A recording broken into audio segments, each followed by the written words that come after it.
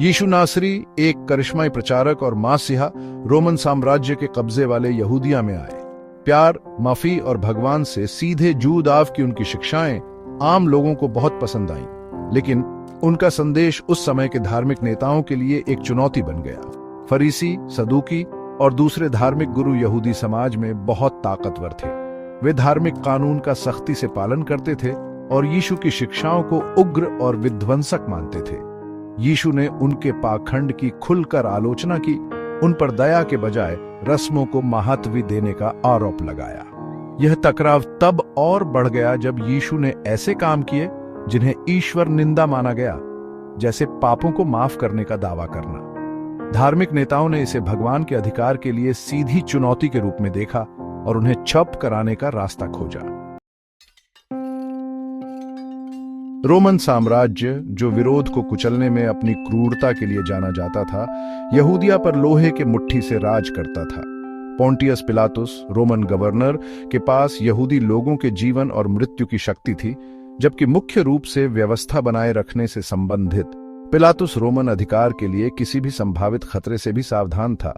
यीशु की बढ़ती लोकप्रियता और आने वाले राज्य के उनके संदेश ने यहूदी धार्मिक नेताओं और रोमन अधिकारियों दोनों को व्यस्तमोहित कर दिया।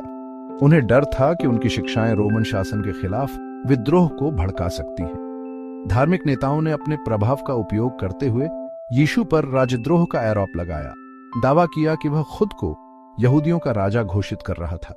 यह आरोप हालांकि अतिरंजित होने की संभावना थी, रोमन हस्तक्षेप के लिए एक बहाना प्रदान करता था। यीशु का मुकदमा राजनीतिक चालबाजी, धार्मिक दुश्मनी और भीड़ की अस्थिर भावनाओं से आकार लेने वाली एक जटिल घटना थी।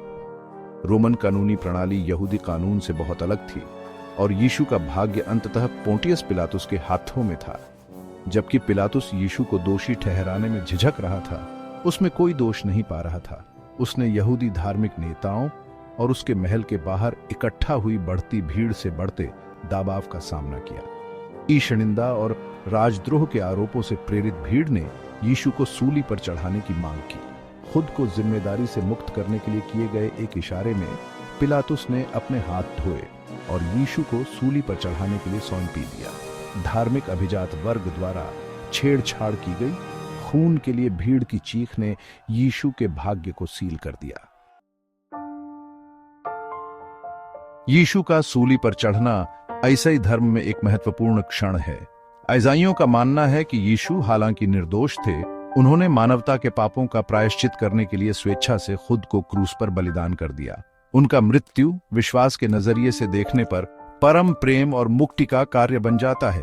यीशु का पुनरुत्थान उनके सूली पर चढ़ने के 3 दिन बाद ईसाई धर्म का केंद्र है। इसे उनकी दिव्यता और पाप और मृत्यु पर विजय के प्रमाण के रूप में देखा जाता है। ईसाई मानते हैं कि उनकी मृत्यु और पुनरुत्थान के माध्यम से मानवता को मोक्ष और अनंत जीवन की पेशकश की जाती है। यीशु के सूली पर चढ़ने की कहानी धार्मिक और राजनीतिक साजिश, सामाजिक अशांति और अंततः प्रेम और बलिदान के संदेश से बुने हुए एक जटिल ताने बाने हैं। यह एक ऐसी कहानी है जो हजारों साल बाद भी गूंजती रहती है, विश्वास, प्रतिबिंब और बहस को प्रेरित करती है।